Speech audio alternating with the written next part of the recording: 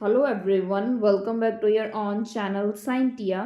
हाँ जी, जिमें ਤੁਹਾਨੂੰ ਪਤਾ ਹੈ ਆਪਾਂ ਆਪਣੇ ਚੈਨਲ ਤੇ ਸਾਇੰਸ ਦੀ ਪ੍ਰੀਪਰੇਸ਼ਨ ਕਰ ਰਹੇ ਹਾਂ ਕੰਪੀਟੀਟਿਵ ਐਗਜ਼ਾਮਸ ਦੇ ਲਈ। ਅਗਰ ਤੁਸੀਂ ਚੈਨਲ ਤੇ ਨਿਊ ਹੋ ਤਾਂ ਚੈਨਲ ਨੂੰ ਸਬਸਕ੍ਰਾਈਬ ਕਰਨਾ ਨਾ ਭੁੱਲਿਓ, ਬੈਲ ਆਈਕਨ ਨੂੰ ਪ੍ਰੈਸ ਕਰ ਲਿਓ ਸੋ ਦੈਟ ਤੁਹਾਨੂੰ ਡੇਲੀ ਦੀਆਂ ਅਪਡੇਟਸ ਮਿਲਦੀਆਂ ਰਹਿਣ। हाँ जी, ਅੱਜ ਆਪਾਂ MCQ ਦੀ ਜੋ ਕਲਾਸਿਸ ਲਗਾ ਰਹੇ ਹਾਂ ਉਸ ਦਾ ਨੈਕਸਟ ਕਲਾਸ ਲਗਾਵਾਂਗੇ 6th ਕਲਾਸ। अगर तुसी फर्स्ट 5 नहीं देखे तो उन्होंने देख लियो, इंपॉर्टेंट क्वेश्चंस करवाए गए हैं। क्लियर एंड कल ETT का एग्जाम है, सो दोबारा all the very best so that तुसी एक वधिया जिहा एग्जाम कर पाओ तो तुहाडी सिलेक्शन हो सके। ठीक है जी, स्टार्ट करते हैं अज दे MCQs नू। क्लियर, सब तो पहला गल करांगे first MCQ the. Which one of the is natural polymer, कहते इन्हों के विचों केड़ा नैचुरल पॉलीमर है ये आपने दसना, मतलब नैचुरल फॉर्म इन्हों के विचों केड़ा पॉलीमर होंदा है। ऑप्शन ए है cotton, option B nylon, option C rayon, option D polyester. देखो हुण ये मैं तुहानूं करवाया सी, नैचुरल भी दस्से सी, तुहानूं आर्टिफिशियल भी दस्से सी जो मैन मेड तैयार होंदे है। क्लीयर, तो देखो जो नाइलोन है भी आर्टिफिशियल, पॉलीईस्टर भी आर्टिफिशियल ह्यूमन द्वारा तैयार किया जाता है एंड जो रायोन है ये भी की है आर्टिफिशियल। तो इस क्वेश्चन का राइट आंसर की होगा ऑप्शन ए कॉटन। कॉटन की है एक नैचुरल पॉलीमर है, कुदरती प्लांट्स की फॉर्म के पाया जाता है, पौद्यां तो आपां नूं की हुंदा है प्राप्त किया जाता है। क्लीयर, प्लांट्स ग्रो होंगे ने जिहदे विचों आपां कॉटन बॉल नूं पिक करते हैं। ठीक है, नैक्सट आपां सैकेंड क्वेश्चन की गल करांगे। Proportion of small particle is highest in, कहते किस दे विच जिहड़े छोटे पार्टिकल्स होंदे है वो सब तो ज़्यादा होंदे है। क्लीयर, मतलब छोटे पार्टिकल किस सॉयल दे विच ज़्यादा होंदे है, लोमी सॉयल दे विच, सैंडी सॉयल दे विच, क्लेई सॉयल दे विच, बोथ ए एंड सी दे विच। तो देखो जो सब तो छोटे होंगे वो किस दे विच होंदे है, क्लेई सॉयल दे विच। तो इस क्वेश्चन का राइट आंसर की आ गया ऑप्शन सी आ गया।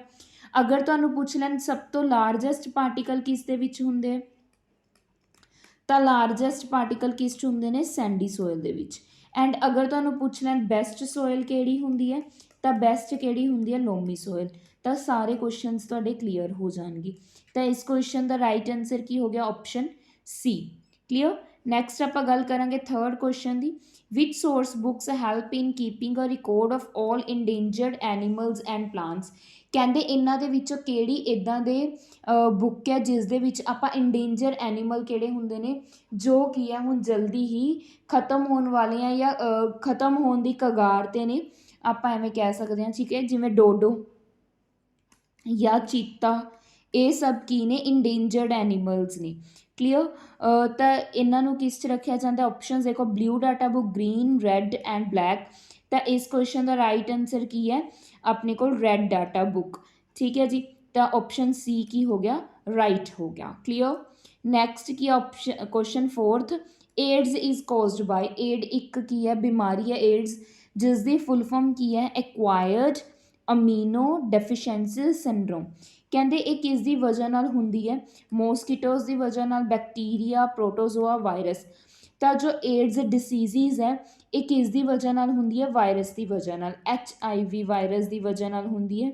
ह्यूमन अमाइनो डेफिशिएंसी वायरस की वजह नाल क्या एड्स की बीमारी हुंदी है, बहुत ही अगर आप गल करिए गंदी बीमारी है। ठीक है, वैसे सारिया डिसीज़ ही बुरियां होंदियां ने। तो इस क्वेश्चन का राइट आंसर की हो गया ऑप्शन डी।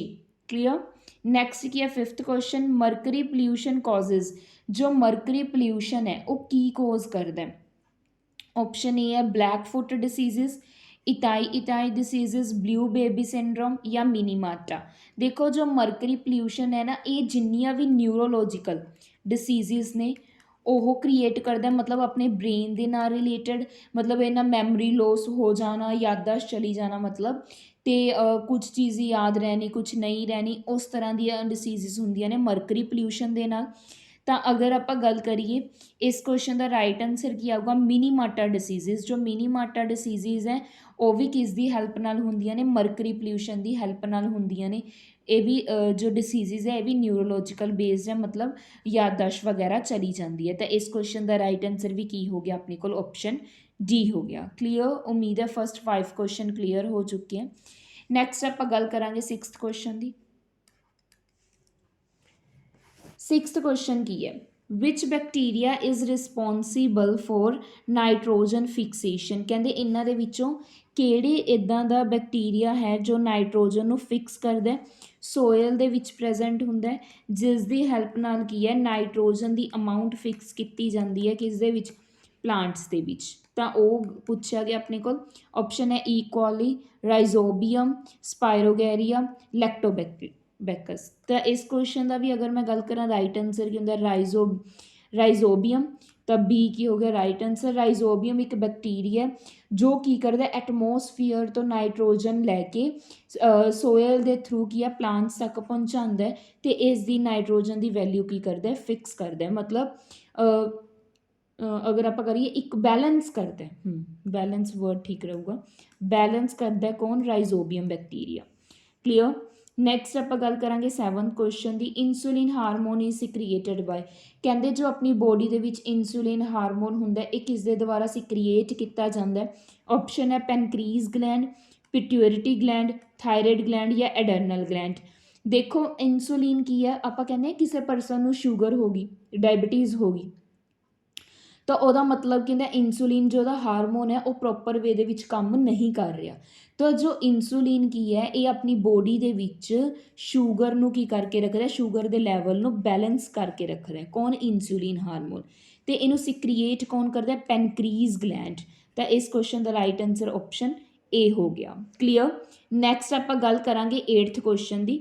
हाँ जी 8th क्वेश्चन की अपने को, the conversion of protein waste and ammonia into urea occurs mainly इन।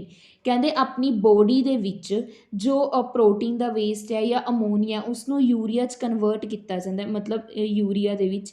तो वह कहते कौन करता है, मेन काम किहदा है। हुण देखो ऑप्शन देखो, किडनी, लंग्स, लीवर, इंटेस्टाइन।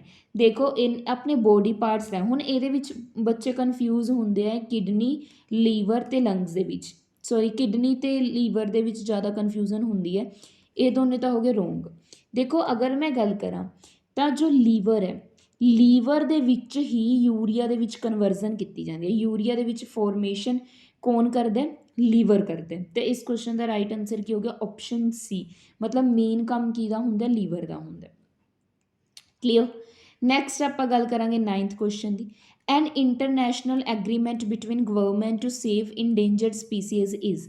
कहते एक इंटरनैशनल एग्रीमेंट दसो जो गवर्नमेंट दे विच होया है, इंडेंजर्ड स्पीसीज की है, जो स्पीसीज खत्म हो रही हैं, चाहे प्लांट्स दियां ने चाहे एनीमल्स दियां ने, उन्होंने किमें बचाया जा सकता है। ऑप्शन है साइट्स, FAO, यूनेस्को, यूनीसैफ। तो इस क्वेश्चन का राइट आंसर की है साइट्स। तो ए की हो गया राइट आंसर।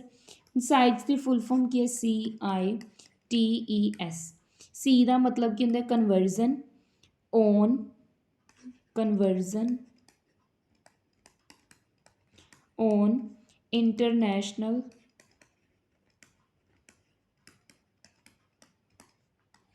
ट्रेड, टी ते trade in endangered species. Full form पता होनी चाहिए, इंडेंजर्ड स्पीसीज। जिमें जिमें अगर आप गल करिए फ्लोरा एंड फ्यूना, सुनिया होना, ठीक है, मतलब एनीमल्स एंड प्लांट्स दोनों आ जाएंगे। तो यही की हो गया अपना राइट आंसर ए हो गया। नैक्सट आप गल करांगे 10th क्वेश्चन की, which organelle is known as power house of the cell. किस ऑर्गन नूं आपां power house of the cell कहा जाता है, राइजोबियम्स नूं, एंडोप्लास्मिक रेटिकुलम ER नूं, माइटोकॉन्ड्रिया या न्यूक्लियस। तो power house of the cell किसनों कहा जाता है, माइटोकॉन्ड्रिया नूं। इस क्वेश्चन का राइट आंसर किया गया सी। तुसीं मैनूं दसना किचन ऑफ द सैल किनूं कहा जाता है, किचन ऑफ अ सैल किसनों कहा जाता है, मैंने जरूर दसियो। जो माइटोकॉन्ड्रिया एनर्जी प्रोड्यूस करता है, मतलब पावर लैके आंदा सैल दे विच, इसलिए इसनूं पावर हाउस कहा जाता है। क्लीयर। तो सी की हो गया राइट आंसर। नैक्सट गल करते हैं 11th क्वेश्चन की, which of the following is not true for metals. कहते इन्हों के कौन की है ट्रू नहीं हैगा मैटल्स के लिए। ऑप्शन की है ए की है ductility, option B malleability, option C non conduction of heat, option D की है ਰਿੰਗਿੰਗ ਸਾਊਂਡ। ਤਾਂ ਦੇਖੋ ਮੈਟਲਸ ਦੇ ਲਈ ਕੀ ਟਰੂ ਨਹੀਂ ਹੈਗਾ। ਸਭ ਤੋਂ ਪਹਿਲਾਂ ਮੈਟਲਸ ਦੀਆਂ ਪ੍ਰੋਪਰਟੀ ਡਕਟਿਲਿਟੀ ਹੁੰਦੀ ਹੈ, ਮਤਲਬ ਵਾਇਰਸ 'ਚ ਕਨਵਰਟ ਆਪਾਂ ਕਰ ਸਕਦੇ ਹਾਂ ਈਜ਼ਲੀ। ਨੈਕਸਟ ਕੀ ਹੈ ਮੈਲੇਬਿਲਿਟੀ ਵੀ ਹੁੰਦੀ ਹੈ, ਮਤਲਬ ਸ਼ੀਟਸ 'ਚ ਕਨਵਰਟ ਕੀਤਾ ਜਾ ਸਕਦਾ, ਜਿਵੇਂ ਐਲੂਮੀਨੀਅਮ ਫੋਇਲਸ ਮੈਂ ਕਰਵਾਇਆ ਸੀ। ਰਿੰਗਿੰਗ ਸਾਊਂਡਸ ਆਪਣੀ ਸਕੂਲਸ ਦੀਆਂ ਬੈਲਸ ਲੱਗੀਆਂ ਹੁੰਦੀਆਂ ਸੀ, ਤਾਂ ਸਾਊਂਡ ਸਨੋਰਸ ਹੁੰਦੇ ਨੇ ਮੈਟਲਸ ਨੇਚਰ ਦੇ ਵਿੱਚ, ਇਹ ਪ੍ਰੋਪਰਟੀ ਵੀ ਹੁੰਦੀ ਹੈ। ਬਟ ऑप्शन सी गलत है, बट अपने तो नॉट ट्रू पूछा पे गया, इसलिए सी की हो गया राइट आंसर, क्योंकि जो मैटल्स होंगे वो गुड कंडक्टर ऑफ इलैक्ट्रिसिटी होंगे। क्लीयर, समझ आया? तो इस क्वेश्चन का राइट आंसर की हो गया ऑप्शन सी हो गया। 11 क्वेश्चन उम्मीद है समझ आ चुके हैं। नैक्सट आप गल करते हैं 12th क्वेश्चन की। देखो 12th क्वेश्चन की है, ਇਹ solar eclipse is caused when. Solar eclipse ਕਹਿੰਦੇ ਕਦੋਂ ਕੋਜ਼ ਹੁੰਦਾ? ਸੋਲਰ ਇਕਲਿਪਸ ਦਾ ਕਾਰਨ ਕੀ ਹੈ? ਆਪਸ਼ਨਸ ਨੇ ਸਨ ਕਮਸ ਬਿਟਵੀਨ ਅਰਥ ਐਂਡ ਮੂਨ, ਜਦੋਂ ਸੂਰਜ ਧਰਤੀ ਤੇ ਚੰਦਰਮਾ ਦੇ ਵਿਚਕਾਰ ਆ ਜਾਂਦਾ ਹੈ, ਜਾਂ ਮੂਨ ਸਨ ਤੇ ਅਰਥ ਦੇ ਬਿਟਵੀਨ ਆ ਜਾਂਦਾ ਹੈ, ਜਾਂ ਅਰਥ ਬਿਟਵੀਨ ਸਨ ਐਂਡ ਮੂਨ, ਜਾਂ sun moon and earth are not in a line, ਇੱਕ ਲਾਈਨ 'ਚ ਨਹੀਂ ਹੁੰਦੇ। ਤਾਂ ਦੇਖੋ ਸੋਲਰ ਐਕਲਿਪਸ ਜਿਹਨੂੰ ਸੂਰਯ ਗ੍ਰਹਿਣ ਵੀ ਕਿਹਾ ਜਾਂਦਾ ਹੈ, ਇਹ ਉਸ ਟਾਈਮ ਆਉਂਦਾ ਜਦੋਂ ਮੂਨ ਜੋ ਮੂਨ ਹੈ ਇਹ ਕਿਸ ਦੇ ਬਿਟਵੀਨ ਆ ਜਾਂਦਾ? ਅਰਥ ਐਂਡ ਸਨ ਦੇ ਵਿਚਕਾਰ ਆ ਜਾਂਦਾ। ਕਲੀਅਰ, ਸਨ ਐਂਡ ਅਰਥ ਦੇ ਵਿਚਕਾਰ ਆ ਜਾਂਦਾ, ਜਿਸ ਦੇ ਨਾਲ ਕੀ ਹੈ ਆਪਾਂ ਨੂੰ ਜਿਸ ਦੇ ਨਾਲ ਜੋ ਪ੍ਰਿਥਵੀ ਤੇ ਦੇਖਣ ਤੇ ਜੋ ਸੂਰਜ ਹੈ ਪੂਰਾ ਨਹੀਂ, ਮਤਲਬ ਕੁਝ ਪਾਰਟ ਉਹਦਾ ਕਵਰ ਹੋ ਜਾਂਦਾ ਮੂਨ ਕਰਕੇ। ਤਾਂ ਇਸ ਲਈ ਇਸ ਕੁਐਸਚਨ ਦਾ ਰਾਈਟ ਆਨਸਰ ਆਪਸ਼ਨ ਬੀ ਹੋ ਜੂ, ਕਿਉਂਕਿ ਮੂਨ ਬਿਟਵੀਨ ਆ ਜਾਂਦਾ ਸਨ ਐਂਡ ਅਰਥ ਦੇ। ਕਲੀਅਰ। ਨੈਕਸਟ ਕੀ ਹੈ 13 ਕੁਐਸਚਨ ਕੀ ਆਪਣੇ ਕੋਲ, which body will sink in water. ਕਿਹੜੀ ਬੋਡੀ ਕੀ ਹੈ ਸਿੰਕ ਕਰਦੀ ਹੈ ਵਾਟਰ ਦੀ? ਅਗਰ ਵਾਟਰ ਦੀ ਡੈਂਸਿਟੀ ਆਪਾਂ ਨੂੰ ਕਿੰਨੀ ਦਿੱਤੀ ਹੈ 1 ਗ੍ਰਾਮ ਦਿੱਤੀ ਹੋਈ ਹੈ। ਕਲੀਅਰ। ਤਾਂ ਦੇਖੋ ਆਪਸ਼ਨਸ ਦੇਖੋ ਕੀ ਦਿੱਤੀਆਂ ਹੋਈਆਂ ਨੇ। ਜੋ ਆਪਸ਼ਨਸ ਨੇ ਉਹ ਡਿਪੈਂਡ ਕਿਸ 'ਤੇ ਕਰਦੀਆਂ ਨੇ? ਡੈਂਸਿਟੀ 'ਤੇ। ਦੇਖੋ ਕਿਉਂਕਿ ਡੈਂਸਿਟੀ ਦਾ ਫਰਕ ਹੈ, ਤਾਂ ਆਪਾਂ ਨੂੰ ਕੀ ਆਪਾਂ ਕਿਸ ਨਾਲ ਰਿਲੇਟ ਕਰਾਂਗੇ? ਵਾਟਰ ਨਾਲ ਰਿਲੇਟ ਕਰਾਂਗੇ। ਅਗਰ ਤਾਂ ਡੈਂਸਿਟੀ ਬੋਡੀ ਦੀ, ਇਹ ਮੈਂ ਤੁਹਾਨੂੰ ਕਰਵਾਇਆ ਹੋਇਆ, ਡੈਂਸਿਟੀ ਕਿਸੇ ਵੀ ਬੋਡੀ ਦੀ ਜ਼ਿਆਦਾ ਹੋ ਜਾਂਦੀ ਹੈ ਡੈਂਸਿਟੀ ਲਿਕੁਇਡ ਨਾਲੋਂ, ਪਾਣੀ ਨਾਲੋਂ, ਤਾਂ ਉਹ ਕੀ ਕਰਦੀ ਹੈ? ਸਿੰਕ ਕਰਦੀ ਹੈ, ਮਤਲਬ ਕੀ ਕਰਦੀ ਹੈ? ਡੁੱਬਦੀ ਹੈ। ਠੀਕ ਹੈ। ਅਗਰ ਮੈਂ ਗੱਲ ਕਰਾਂ ਜਿਵੇਂ ਹੁਣ ਆਪਸ਼ਨਸ ਦੇਖ ਲਓ, ਇਹ ਕੀ ਹੈ 500 ਕਿਲੋਗ੍ਰਾਮ, ਇਹ ਕੀ ਹੈ 988 ਗ੍ਰਾਮ। ਠੀਕ ਹੈ। ਮੀਟਰ ਪਰ ਕਿਊਬ ਹੈ, ਪਹਿਲਾਂ ਇੱਥੇ ਸੈਂਟੀਮੀਟਰ ਪਰ ਕਿਊਬ ਹੈ, ਇੱਥੇ ਮੀਟਰ ਪਰ ਕਿਊਬ ਹੈ। ਇੱਥੇ ਕਿੰਨਾ ਦਿੱਤਾ 0.85 ਗ੍ਰਾਮ ਪਰ ਸੈਂਟੀਮੀਟਰ ਕਿਊਬ। ਤਾਂ ਦੇਖੋ ਇਹ ਤਾਂ 1 ਗ੍ਰਾਮ ਹੈ, ਇਹ 0.85 ਹੈ, ਤਾਂ ਇਹ ਤਾਂ ਕੈਂਸਲ ਹੋ ਗਈ। ਹੁਣ ਦੇਖੋ ਆਪਣੇ ਕੋਲ ਗ੍ਰਾਮ ਦੇ ਵਿੱਚ ਹੈ, ਤਾਂ ਇਹ 1 ਗ੍ਰਾਮ ਹੈ, ਇਹ ਕਿੰਨੀ ਹੈ 988 ਗ੍ਰਾਮ ਹੈ ਆਪਣੇ ਕੋਲ। ਕਲੀਅਰ। Meter per cube. ਹਾਂਜੀ ਦੇਖੋ ਹੁਣ ਅਗਰ ਮੈਂ ਗੱਲ ਕਰਾਂ 500 kg ਪਰ ਮੀਟਰ ਕਿਊਬ, ਇਹ ਆਪਣੇ ਕੋਲ ਕਿੰਨਾ ਬਣ ਜੂਗਾ 0.5 ਗ੍ਰਾਮ ਪਰ ਸੈਂਟੀਮੀਟਰ ਕਿਊਬ, ਕਿਉਂਕਿ ਯੂਨਿਟਸ ਤਾਂ ਸੇਮ ਹੋਣੀਆਂ ਚਾਹੀਦੀਆਂ। ਹੁਣ ਇਹਦੀ ਡੈਂਸਿਟੀ ਲੈਸ ਹੋ ਗਈ ਵਾਟਰ ਤੋਂ, ਕਿਉਂਕਿ ਵਾਟਰ ਦੀ 1 ਗ੍ਰਾਮ ਹੈ, ਤਾਂ ਇਹ ਕੀ ਕਰੂਗੀ ਆਪਣੇ ਕੋਲ ਫਲੋਟ ਕਰੂਗੀ। ਕਲੀਅਰ। ਤਾਂ ਇਹ ਡੈਂਸਿਟੀਜ਼ ਦੇਖਣੀਆਂ ਪੈਣਗੀਆਂ।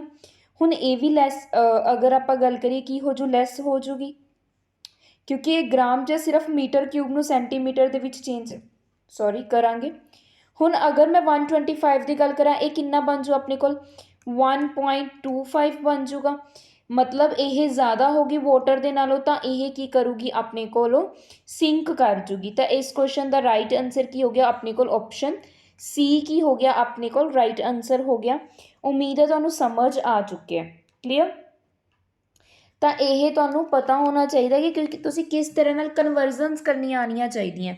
ਅਗਰ ਕਨਵਰਜ਼ਨ ਕਰ ਲਓਗੇ ਤਾਂ ਈਜ਼ੀ ਰਹੂਗਾ, ਵਰਨਾ ਕੁਐਸਚਨ ਔਖਾ ਹੋ ਜਾਊਗਾ। ਕਲੀਅਰ। ਨੈਕਸਟ ਆਪਾਂ ਗੱਲ ਕਰਾਂਗੇ 14 question the. Rocket work on the principal of conservation of. Rocket ਕਿਸ ਪ੍ਰਿੰਸੀਪਲ 'ਤੇ ਮਤਲਬ ਕੰਮ ਕਰਦਾ? ਕੰਜ਼ਰਵ ਕਰਦਾ momentum, energy, mass and velocity. ਤਾਂ ਜੋ ਆਪਣੇ ਕੋਲ ਰੋਕੇਟ ਹੁੰਦਾ ਉਹ ਕੰਮ ਕਰਦਾ ਕੰਜ਼ਰਵੇਸ਼ਨ ਆਫ ਮੋਮੈਂਟਮ 'ਤੇ।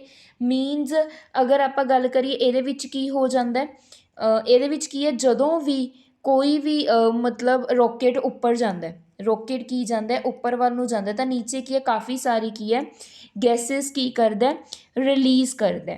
ਮਤਲਬ ਕਿਸ ਦੇ ਪ੍ਰਪੋਰਸ਼ਨ ਹੈ ਇਹ, ਅਗਰ ਆਪਾਂ ਗੱਲ ਕਰੀਏ ਇਹ ਨਿਊਟਨ ਦਾ ਥਰਡ ਲਾ ਹੈ ਜੋ ਐਕਸ਼ਨ ਐਂਡ ਰਿਐਕਸ਼ਨ ਦੀ ਗੱਲ ਕਰਦਾ। ਇਸ ਦੇ ਵਿੱਚ ਕੀ ਹੁੰਦਾ ਜੋ ਮੋਮੈਂਟਮ ਹੁੰਦਾ ਉਹ ਕੀ ਹੁੰਦਾ ਕੰਜ਼ਰਵ ਹੁੰਦਾ। ਕਲੀਅਰ, ਐਂਗੂਲਰ ਮੋਮੈਂਟਮ ਦੀ ਗੱਲ ਕਰ ਲਓ ਉਹ ਕੀ ਹੋਊਗਾ ਕੰਜ਼ਰਵ ਹੋਊਗਾ। ਕਲੀਅਰ। ਨੈਕਸਟ ਦੇਖੋ 15 ਦ power of an earthquake is expressed in the term of the magnitude on a scale. ਕਹਿੰਦੇ ਆਪਾਂ ਅਰਥਕੁਏਕ ਦੀ ਪਾਵਰ ਕਿਸ ਦੇ ਵਿੱਚ ਕੀ ਹੈ ਮੇਅਰ ਕਰ ਸਕਦੇ ਹਾਂ, ਮਤਲਬ ਕਿਸ ਸਕੇਲ ਦੇ ਵਿੱਚ ਆਪਾਂ ਅਰਥਕੁਏਕ ਨੂੰ ਮਾਪ ਸਕਦੇ ਹਾਂ। ਤਾਂ ਇਹ ਤਾਂ ਕੋਈ ਆਪਸ਼ਨਸ ਹੀ ਨਹੀਂ ਹੈਗੀ ਨਾ, ਦਿਸ ਵਨ ਸਪੈਲਿੰਗ ਮਿਸਟੇਕ ਹੈ। ਤਾਂ ਇਸ ਕੁਐਸਚਨ ਦਾ ਰਾਈਟ ਆਨਸਰ ਕੀ ਆ ਗਿਆ ਆਪਸ਼ਨ ਸੀ, ਰਿਕਟਰ ਸਕੇਲ ਦੇ ਵਿੱਚ ਕੀ ਹੈ ਆਪਾਂ ਈਜ਼ਲੀ ਅਰਥਕੁਏਕ ਨੂੰ ਮੇਅਰ ਕਰ ਸਕਦੇ ਹਾਂ। ਕਲੀਅਰ, ਉਮੀਦ ਹੈ 15 ਕੁਐਸਚਨ ਕਲੀਅਰ ਹੋ ਚੁੱਕੇ हैं। ਨੈਕਸਟ ਹੈ 16th question, the base use to make an antacid is. ਕਹਿੰਦੇ ਕਿਹੜਾ ਬੇਸ ਯੂਜ਼ ਕੀਤਾ ਜਾਂਦਾ ਐਂਟਾ ਐਸਿਡਸ ਦੇ ਲਈ, ਆਪਾਂ ਨੂੰ ਇਹ ਪੁੱਛਿਆ ਗਿਆ। ਵੇਟ, ਹਾਂਜੀ ਤਾਂ ਅਗਰ ਆਪਾਂ ਗੱਲ ਕਰੀਏ ਕੁਐਸਚਨ ਦੇਖੋ caustic soda, slaked lime, caustic potash ਜਾਂ ਮਿਲਕ ਆਫ ਮੈਗਨੀਸ਼ੀਆ। ਤਾਂ ਇਹਦਾ ਬੈਸਟ ਐਗਜ਼ਾਮਪਲ ਕੀ ਹੈ ਮਿਲਕ ਆਫ ਮੈਗਨੀਸ਼ੀਆ। ਬੀ ਕੀ ਹੋ ਗਿਆ ਰਾਈਟ ਆਨਸਰ, ਜਿਹਦੀ ਪੀਐਚ ਦੀ ਵੈਲਿਊ ਕਿੰਨੀ ਹੁੰਦੀ ਹੈ 10, ਜੋ ਐਸਿਡ ਨੂੰ ਈਜ਼ਲੀ ਨਿਊਟਰਲਾਈਜ਼ ਕਰ ਦਿੰਦਾ। ਕਲੀਅਰ। ਨੈਕਸਟ ਕੀ ਹੈ 17 ਕੁਐਸਚਨ, ਦ ਬਕਮਿਨਸਟਰ ਫਲੂਰੈਂਸ ਹੈਜ਼ ਕਿੰਨੀਆਂ ਵੈਲਿਊ ਹੁੰਦੀ ਹੈ, ਇਹ ਵੀ ਮੈਂ ਤੁਹਾਨੂੰ ਕਰਵਾਇਆ ਹੋਇਆ। ਠੀਕ ਹੈ ਜੀ, 60 ਕਾਰਬਨ ਐਟਮਸ ਹੁੰਦੇ ਨੇ ਇਸ ਦੇ ਵਿੱਚ। ਤਾਂ ਇਸ ਕੁਐਸਚਨ ਦਾ ਰਾਈਟ ਆਨਸਰ ਕੀ ਆ ਗਿਆ ਆਪਣੇ ਕੋਲ ਆਪਸ਼ਨ ਏ ਆ ਗਿਆ। 17 ਕੁਐਸਚਨ ਉਮੀਦ ਹੈ ਤੁਹਾਨੂੰ ਸਮਝ ਆ ਚੁੱਕਿਆ। ਨੈਕਸਟ ਕੀ ਹੈ 18 question, which of the following is a Lewis acid. ਇਹਨਾਂ ਦੇ ਵਿੱਚੋਂ ਕੀ ਹੈ ਲੂਇਸ ਐਸਿਡ ਕਿਹੜਾ ਆਪਾਂ ਨੂੰ ਇਹ ਪੁੱਛਿਆ ਹੋਇਆ। ਤਾਂ ਦੇਖੋ ਅਗਰ ਮੈਂ ਇਸ ਕੁਐਸਚਨ ਦੀ ਗੱਲ ਕਰਾਂ ਤਾਂ ਆਪਣੇ ਕੋਲ ਕੀ ਹੈ ammonia, FeCl3, iron chloride, H2O, AlC aluminium chloride ion ਦਿੱਤਾ ਹੋਇਆ। ਤਾਂ ਦੇਖੋ ਆਪਣੇ ਕੋਲ ਲੂਇਸ ਐਸਿਡ ਕੌਣ ਹੁੰਦੇ ਆ, ਲੂਇਸ ਐਸਿਡਸ ਉਹ ਹੁੰਦੇ ਆ ਜੋ ਕੀ ਕਰਦੇ ਨੇ H ਪੋਜ਼ਿਟਿਵ ਆਇਨ ਵਾਲੇ ਹੋਣ। ਠੀਕ ਹੈ, ਮਤਲਬ ਅਸੈਪਟ ਕੀ ਕਰਨ ਇੱਕ ਪੇਅਰ ਆਫ ਇਲੈਕਟ੍ਰੋਨ, ਅਸੈਪਟ ਕੀ ਕਰਨ ਅ ਪੇਅਰ ਆਫ ਇਲੈਕਟ੍ਰੋਨ। ਜਦੋਂ ਪੇਅਰ ਆਫ ਇਲੈਕਟ੍ਰੋਨ ਅਸੈਪਟ ਕਰ ਲਿਆ ਤਾਂ ਕੀ ਬਣ ਜਾਂਦੇ ਨੇ ਲੂਇਸ ਬੇਸ ਬਣ ਜਾਂਦੇ ਨੇ। ਤਾਂ ਇਹਨਾਂ ਸਭ ਦੀ ਅਗਰ ਮੈਂ ਗੱਲ ਕਰਾਂ ਤਾਂ ਆਪਣੇ ਕੋਲ FeCl3 option B right answer ਹੋ ਜੂ, ਕਿਉਂਕਿ ਇਹ ਕੀ ਕਰਦੇ ਨੇ ਅਸੈਪਟ ਕਿਸ ਨੂੰ ਕਰਦੇ ਨੇ ਇੱਕ ਪੇਅਰ ਆਫ ਇਲੈਕਟ੍ਰੋਨ ਨੂੰ ਅਸੈਪਟ ਕਰ ਲੈਂਦੇ ਨੇ। ਕਲੀਅਰ, ਤਾਂ ਜਿਹਦੇ ਨਾਲ ਇਹ ਕੀ ਬਣ ਜਾਂਦੇ ਨੇ ਲੂਇਸ ਐਸਿਡ ਬਣ ਜਾਂਦੇ ਆ। ਕਲੀਅਰ ਹੋਇਆ ਇਹ ਕੁਐਸਚਨ। ਠੀਕ ਹੈ ਜੀ, ਨੈਕਸਟ ਆਪਾਂ ਗੱਲ ਕਰਾਂਗੇ 19th ਕੁਐਸਚਨ ਦੀ। 19th ਕੁਐਸਚਨ ਕੀ ਹੈ ਵਿਚ of the following doesn't take place. ਇਹਨਾਂ ਵਿੱਚੋਂ ਕਿਹੜੀ ਰਿਐਕਸ਼ਨ ਟੇਕ ਪਲੇਸ ਨਹੀਂ ਕਰੂਗੀ। ਹੁਣ ਇਹਦੇ ਲਈ ਤੁਹਾਨੂੰ ਕੀ ਹੈ ਰਿਐਕਟਿਵਿਟੀ ਸੀਰੀਜ਼ ਪਤਾ ਹੋਣੀ ਚਾਹੀਦੀ ਹੈ ਕਿ ਕੌਣ ਕਿਸ ਤੋਂ ਜ਼ਿਆਦਾ ਰਿਐਕਟਿਵ ਹੈ। ਅਗਰ ਰਿਐਕਟਿਵਿਟੀ ਸੀਰੀਜ਼ ਪਤਾ ਹੈ ਤਾਂ ਇੱਦਾਂ ਦੇ ਕੁਐਸਚਨਸ ਹੋ ਜਾਣਗੇ, ਅਦਰਵਾਈਜ਼ ਤੁਸੀਂ ਕਨਫਿਊਜ਼ ਹੋ ਜਾਓਗੇ। ਤਾਂ ਹੁਣ ਆਪਾਂ ਆਪਸ਼ਨਸ ਦੇਖਦੇ ਹਾਂ। ਜਿਵੇਂ ਹੁਣ ਅਗਰ ਮੈਂ ਗੱਲ ਕਰਾਂ ਇਹਨਾਂ ਆਪਸ਼ਨਸ ਦੀ ਤਾਂ ਦੇਖੋ option C is right answer, ਕਿਉਂਕਿ ਜੋ ਆਇਰਨ ਹੈ ਇਹਦੀ ਰਿਐਕਟਿਵਿਟੀ ਕੀ ਹੋ ਜਾਂਦੀ ਹੈ ਜ਼ਿਆਦਾ ਹੋ ਜਾਂਦੀ ਹੈ। ਆਇਰਨ ਦੀ ਰਿਐਕਟਿਵਿਟੀ ਜ਼ਿਆਦਾ ਹੋ ਜਾਂਦੀ ਹੈ ਕੋਪਰ ਦੇ ਨਾਲੋਂ। ਤਾਂ ਅਗਰ ਆਪਾਂ ਗੱਲ ਕਰੀਏ ਰਿਐਕਟਿਵਿਟੀ ਜ਼ਿਆਦਾ ਹੋਣ ਕਰਕੇ ਆਇਰਨ ਡਿਸਪਲੇਸ ਕਰ ਸਕਦਾ। ਆਇਰਨ ਕਿਹਨੂੰ ਡਿਸਪਲੇਸ ਕਰ ਸਕਦਾ ਕੋਪਰ ਨੂੰ। ਮਤਲਬ ਇਹਦੀ ਜੋ ਕਰੈਕਟ ਰਿਐਕਸ਼ਨ ਹੋਣੀ ਚਾਹੀਦੀ ਸੀ ਉਹ ਕੀ ਹੋਣੀ ਚਾਹੀਦੀ ਸੀ copper sulphate plus iron tends to ਕੀ ਬਣਾ ਦੇਣਗੇ ਆਇਰਨ ਸਲਫੇਟ ਐਂਡ ਕੋਪਰ। ਮਤਲਬ ਇਹਨੂੰ ਡਿਸਪਲੇਸ ਕਰ ਦੂਗਾ ਆਇਰਨ ਕੋਪਰ ਨੂੰ। ਬਟ ਆਪਾਂ ਨੂੰ ਰਿਐਕਸ਼ਨ ਕੀ ਦਿੱਤੀ ਹੋਈ ਹੈ ਆਪਾਂ ਨੂੰ ਆਇਰਨ ਸਲਫੇਟ ਕੋਪਰ ਨਾਲ ਰਿਐਕਟ ਕਰ ਰਿਹਾ, ਇਹ ਗਲਤ ਹੋ ਜੂਗੀ। ਆਪਾਂ ਨੂੰ ਡਜ਼ਨ ਟੇਕ ਪਲੇਸ ਹੀ ਪੁੱਛਿਆ ਗਿਆ ਸੀ। ਤਾਂ ਇਸ ਕੁਐਸਚਨ ਦਾ ਰਾਈਟ ਆਨਸਰ ਕੀ ਹੋ ਜੂਗਾ ਆਪਸ਼ਨ ਸੀ। ਉਮੀਦ ਹੈ 19 ਕੁਐਸਚਨ ਕਲੀਅਰ ਹੋ ਚੁੱਕੇ ਹਨ, ਤੁਹਾਨੂੰ ਸਮਝ ਵੀ ਆ ਚੁੱਕੇ ਹੋਣੇ। ਠੀਕ ਹੈ ਜੀ, next 20th question, source of energy in hydel power station is.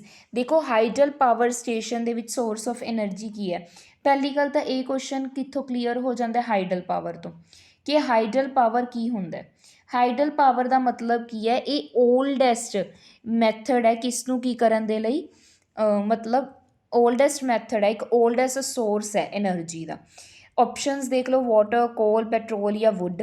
तो देखो इस दे विच राइट आंसर की होगा वाटर। इस क्वेश्चन का राइट आंसर की है वाटर। हाइडल का मतलब की होंगे वाटर तो जो आप इलैक्ट्रीसिटी जनरेट करते हैं उसनों हाइडल पावर स्टेशन किया जाता है। अजकल तो बहुत सारी कंट्रीज़ दे विच की है इसनों यूज़ किया जाता है। नैक्सट की है तो 21th question, in torch cell chemical energy is converted to.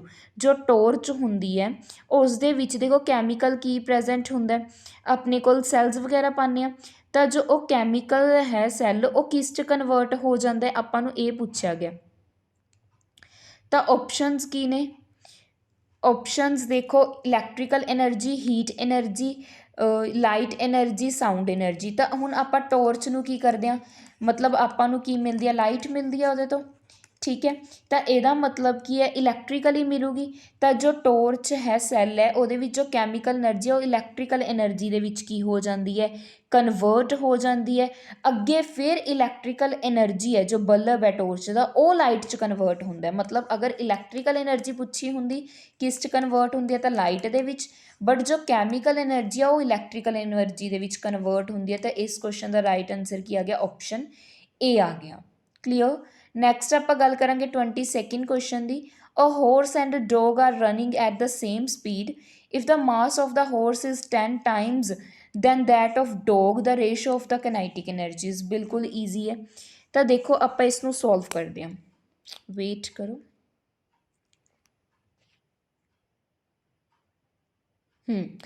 अपने को किनेटिक एनर्जी का formula half M V square, ठीक है, half M V square. Mass अलग अलग है तो M1 M2 ले लेंगे, वी द स्केयर आ गया कि क्लीयर, क्योंकि वेलोसिटी की तो आपको सेम ही गल की है। तो इसनों सॉल्व कर लो, यह क्या किनेटिक एनर्जी 1 दी, this one kinetic energy 2 equal to पा लो।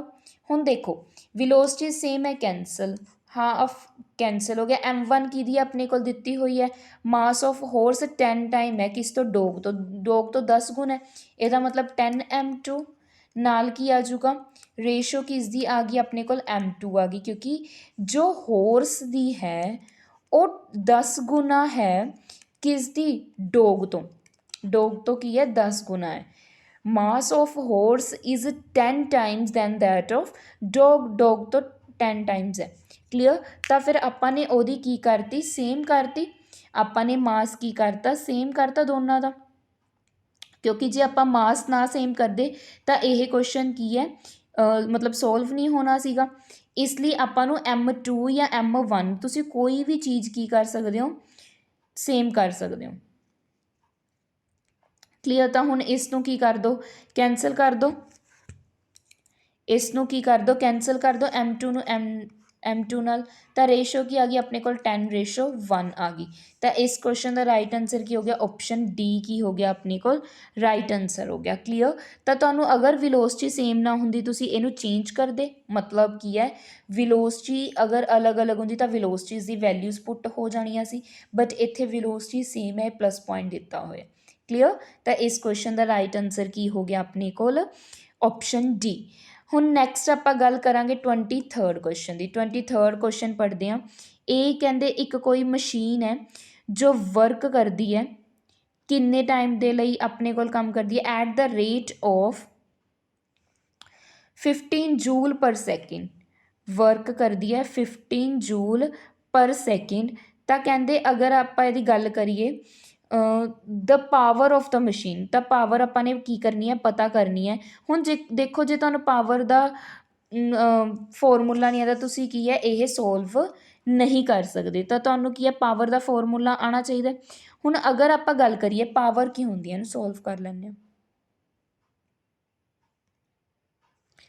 देखो अगर अपने को गल करिए इलैक्ट्रिकल पावर की होंदी है, वर्क डन बाय टाइम होंदी है अपने को, ठीक है। हुण यही आपां की करनियां ने वैल्यूज़ पुट करनियां ने। की क्या गया सी, कहंदे अपने को कोई भी मशीन है जो अपने को की करती है, काम करती है किन्ना 15 जूल पर सैकेंड, सैकेंड्स दिता होया, काम किन्ना करती है अपने को 15 जूल। वेट कित्थे गया,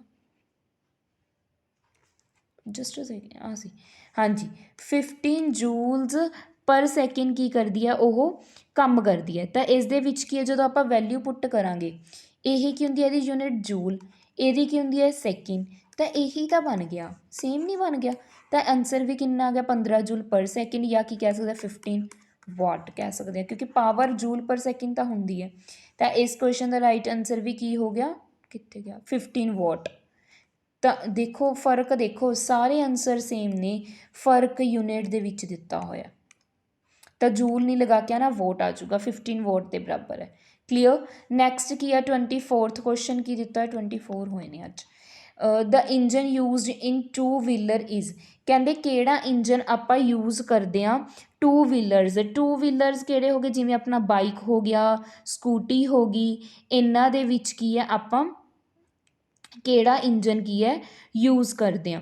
ਤਾਂ ਦੇਖੋ ਅਗਰ ਆਪਾਂ ਗੱਲ ਕਰੀਏ options the, external combustion, internal combustion, both A and B, ਤਾਂ ਦੇਖੋ ਯਾ ਨਨ ਆਫ ਦਿਸ ਤਾਂ ਆਉਂਦਾ ਹੀ ਨਹੀਂ ਨਾ, ਬੋਥ ਏ ਐਂਡ ਬੀ, ਕਿਉਂਕਿ ਇੰਜਨਸ ਆਪਾਂ ਆਲਮੋਸਟ ਜਿੰਨੇ ਵੀ ਮੋਟਰਸਾਈਕਲ ਨੇ ਉਹਨਾਂ ਦੇ ਵਿੱਚ ਇੰਟਰਨਲ ਕੰਬਸ਼ਨ ਇੰਜਨਸ ਨੂੰ ਯੂਜ਼ ਕਰਦੇ ਆ। ਤਾਂ ਇਸ ਕੁਐਸਚਨ ਦਾ ਰਾਈਟ ਆਂਸਰ ਕੀ ਹੋ ਗਿਆ ਆਪਣੇ ਕੋਲ, ਆਪਸ਼ਨ ਬੀ ਹੋ ਗਿਆ। ਕਲੀਅਰ। ਇਹਨਾਂ ਨੂੰ ਯੂਜ਼ ਕੀਤਾ ਜਾਂਦਾ ਹੈ ਜਿਵੇਂ ਅਗਰ ਆਪਾਂ ਗੱਲ ਕਰੀਏ ਕਰੰਟਲੀ ਜੋ ਪ੍ਰੋਡਕਸ਼ਨਸ ਹੁੰਦੀਆਂ ਨੇ ਉਹਨਾਂ ਦੇ ਵਿੱਚ ਅਗਰ ਆਪਾਂ ਗੱਲ ਕਰੀਏ ਤਾਂ ਇੰਟਰਨਲ ਕੰਬਸ਼ਨ ਇੰਜਨਸ ਯੂਜ਼ ਕੀਤੇ ਜਾਂਦੇ ਆ। ਕਲੀਅਰ। ਉਮੀਦ ਹੈ ਤੁਹਾਨੂੰ 24 ਦੇ 24 ਕੁਐਸਚਨਸ ਸਮਝ ਆਏ ਹੋਣੇ।